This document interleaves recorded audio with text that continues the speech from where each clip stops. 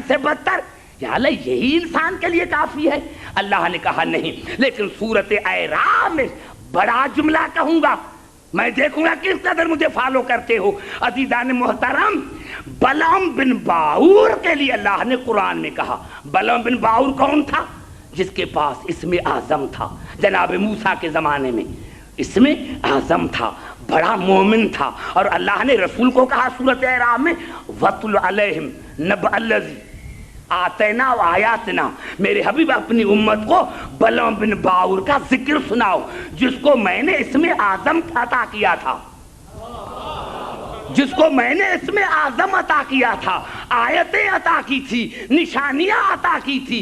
میرے دوستو، جس کی اللہ تعریف کرے اب کوئی شبہات کی گنجائش نہیں، لیکن اس بلعام بن باعور کو جب فرعون کی طرف سے ایڈ ملی کہ یہ پیسے لو، یہ پیسے لو، یہ نہ دیکھو کہ اسلام کس نے قبول کیا، یہ دیکھو کہ اسلام پر مرا کون، یہ نہ دیکھو کہ اسلام کون لے کر آیا، یہ دیکھو کہ اسلام پر مرا کون۔ یہ بلعام بن باعور وہ تھا جس کی اللہ نے تعریف کی، لیکن جب فرعون نے ایڈ دی کہ جاؤ موسیٰ کے خلاف بد دعا کرو، تو اللہ نے کہا فَمَثَلُهُ كَمَثَلِ الْكَلْبِ، میرے حبیب اب یہ بلعام بن باعور نہیں، یہ کتا ہے۔ نہیں سمجھے؟ پھر عرض کرنا چاہتا ہوں، تھوڑا قریب آ کر عرض کرنا چاہتا ہوں، اس نے کون سا قصور کیا جو اللہ نے اس کو کتا کہا؟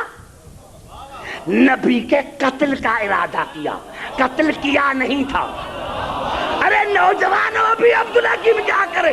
معلوم ہوا جو نبی کے قتل کا ارادہ کرے خدا کی نظر میں وہ کتا ہوتا ہے۔ نعرہ حیدری! بھائی میں کیا کروں؟ تم نے تاریخ کو پڑھائی نہیں تو میں کیا کروں؟ سمجھ میں آ رہی ہے بات خدا کی؟ نعرہ حیدری! کتنا بڑا میں نے جملہ کہہ دیا، اور قرآن نے کتنا بڑا جملہ کہا کہ جو نبی کے قتل کا ارادہ کرے وہ کتا ہے۔ ارے جو ارادہ کرے وہ کتا، جو نبی کے قتل کا ارادہ کرے وہ بھی کتا ہے۔ ایک اور کتے کا ذکر بھی قرآن میں،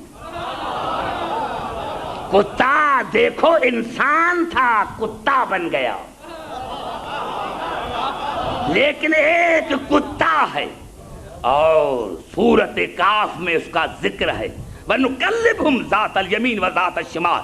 اللہ نے کہا یہ جو اصحاب کاف والے، کاف مانے غار، یہ جو غار کے صحابی ہیں یہ زندہ ہیں، میں ان کی کروٹیں بدلتا رہتا ہوں،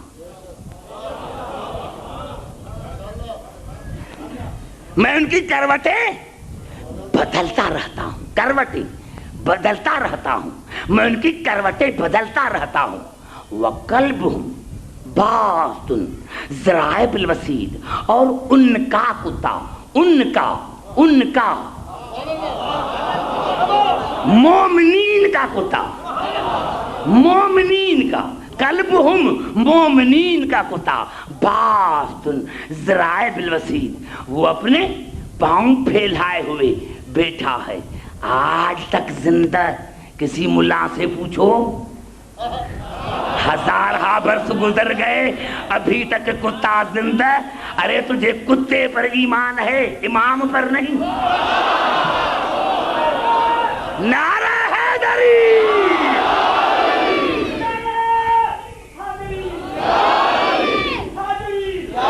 ارے خدا اگر کسی کو زندہ رکھے تو قبلہ ہزارہ برس گزر گئے، کتا بھی زندہ، اصحاب کاف والے بھی زندہ، اور ہم کہیں کہ ہمارا امام زندہ، کیسے زندہ؟ تو یہ آیت سمجھ میں نہ آئی، یہ آیت سمجھ میں نہ آئی۔ اور اللہ نے کہا وَقَلْبُهُمْ، ان کا کتا پاؤں پھیلائے بیٹھا ہوا ہے۔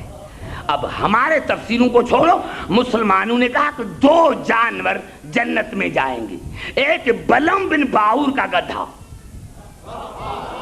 یعنی جب فرعون نے اس کو ایج دی بلعم بن باور کو کہ جناب موسیٰ کے خلاف چلو، تو وہ گدھے پر سوار ہوا.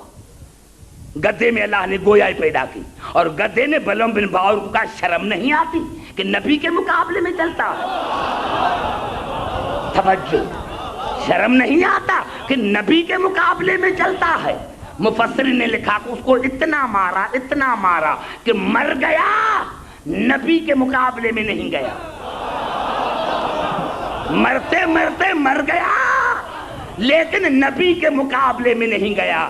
مفسرین نے ایک یہ گدھا لکھا اور ایک دائی حلیمہ کا گدھا لکھا کہ وہ لنگڑا تھا.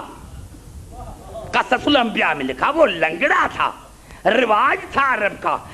لیکن جب حلیمہ کو کوئی بچہ نہ ملا تو اس بچے کو لیا. جب گدھا یہ سب سے، کیونکہ لنگڑا تھا، سارے گدھے آگے چلے گئے تھے، یہ پیچھے تھا. قصص الانبیاء کی حوالہ دے رہا ہوں تاکہ آپ سے کوئی پوچھے تو جواب دے سکو. عزیزان محترم، قصص الانبیاء کے مصنف نے لکھا کہ جب دائی حلیمہ نے رسول کو گدھے پر بٹھایا تو پہلے لنگڑا تھا، اب لنگڑائے ختم ہو گئی اور تیز تیز چلنے لگا.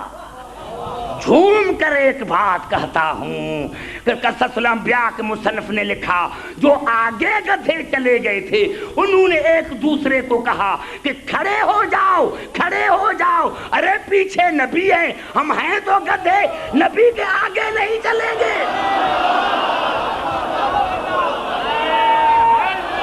افسوس کی بات ہے مسلمانوں، موسیٰ کے گدھے کو پتا ہے کہ موسیٰ نبی ہے، موسیٰ کے گدھے کو پتا ہے کہ موسیٰ نبی ہے، دائی حلیمہ کے گدھے کو پتا ہے کہ محمد نبی ہے. ارے ملاؤں کو ابھی تک پتا نہیں لگا کہ محمد کب نبی ہے. نعرہ حیدری،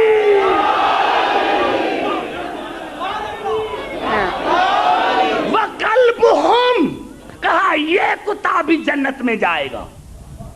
المسلمانوں کے سر پر قرآن رکھ کر پوچھو کہ گدھا جنت میں کیسے جائے گا، کتا کیسے جائے گا؟ ارے گدھا بھی جنت میں جائے، کتا بھی جنت میں جائے، لیکن ہمیں یقین نہیں کیسے جائیں گے. ارے گدھا بے وارث نہیں تھا، موسوم سے محبت تھی، موسوم سے محبت تھی، یہی تو فعل تھا. اور کتے کے لیے وَقَلْبُهُمْ، مومنین کا کتا، مومنین کا کتا. اس نے اپنی عادت کو بدلایا، نہ ڈرا، نہ رویا، نہ چونکا، نہ بھونک کر، نہ رویا، نہ ڈرا، نہ بھونک کر، نہ بھونک کر مالک کا پتہ دشمن کو بتایا تو وہ جنتی بن گیا، وہ جنتی بن گیا. ارے افسوس کی بات ہے اگر کتے کی نسبت مومنین سے ہو جائے تو وہ بھی جنتی ہے. ارے ہماری نسبت تو علی امیر المومنین سے، ہماری نسبت تو علی امیر المومنین سے ہے. جب مومنین کا کتا جنت میں جا سکتا ہے تو ہم بھی سگے درے علی ہیں، ہم بھی سگے درے علی ہیں. ارے کیسے بھی ہیں.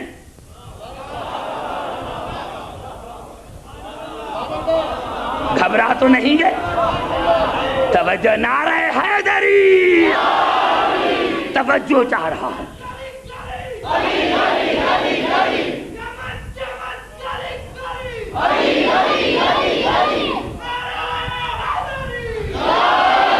بلا کافی تھا. اللہ نے کہا ذکر کے لائق نہیں انسان، پھر کہا جانور سے بدتر، پھر کتا کہا. یا اللہ ابھی تو کافی ہو گئی بے عزتی انسان کی. اللہ نے کہا نہیں چھوڑوں گا. سورۃ جمعہ میں آج آپ نے پڑھا ہوگا، سورۃ جمعہ میں ارشاد ہو رہا مثل الذین حملوا التوراۃ ثم لم يحملوها کمثل الحمار يحمل اسفارا. اللہ نے کہا جو توریت کے بعد بن بیٹھے ان کی مثال گدھے جیسی ہے.